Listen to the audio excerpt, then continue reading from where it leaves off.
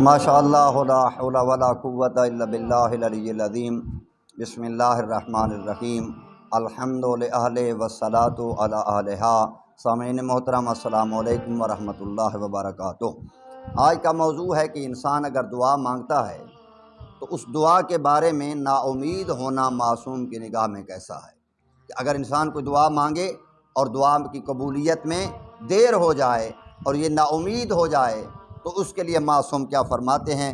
تو آئیے حضرت شیخ کلینی علیہ رحمہ باسناد خود احمد بن محمد بن ابو نصر سے روایت کرتے ہیں، ان کا بیان ہے کہ میں نے حضرت امام علی رضا علیہ الصلوۃ والسلام کی خدمت میں عرض کیا کہ میں آپ پر قربان ہو جاؤں، میں اتنی مدت سے ایک حاجت کے سلسلے میں دعا کر رہا ہوں، مگر تاخیر کی وجہ سے میرے دل میں کچھ اور خیالات پیدا ہونے لگتے ہیں۔ تو معصوم نے فرمایا، اے احمد خبردار، کہیں شیطان کو اپنے اوپر مسلط نہ کرنا جو تمہیں مایوس کر دے۔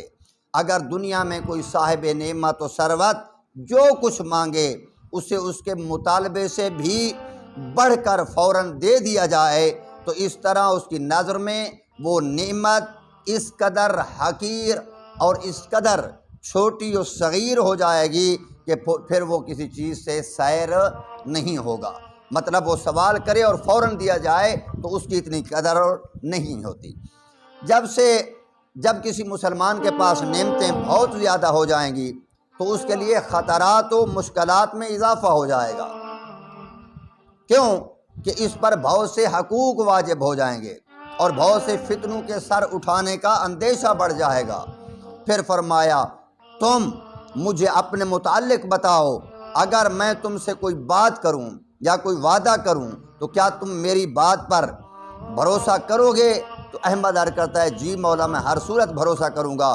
تو پھر آپ نے فرمایا کہ میں آپ کی بات پر، اگر آپ میری بات پر بھروسہ کرتے ہیں تو ضروری ہے کہ پھر خدا کی بات پر بھی زیادہ بھروسہ کرنا چاہیے، کیونکہ اللہ نے تم سے وعدہ فرمایا ہے کہ اذا سألک عبادی انی فانی قریب اجیب دعوت الداع اذا دعان، کہ میں اللہ جو بھی مجھے پکارے میں اس کی دعا کو سنتا ہوں۔ تو جب اللہ نے وعدہ فرمایا ہے تو معصوم فرماتے ہیں جیسے مجھ پر بھروسہ کرتے ہو کہ وعدہ پورا کریں گے، تو وہ تو اللہ ہے، وہ خالق ہے، وہ تو ان اللہ لا یخلف المیعاد ہے، تو ہر صورت وعدہ کو پورا کرتا ہے۔ تو انسان کو اپنی دعا کی قبولیت کے بارے میں یقین رکھنا چاہیے کہ میری دعا ہر صورت قبول ہوگی، نا امید نہیں ہونا چاہیے۔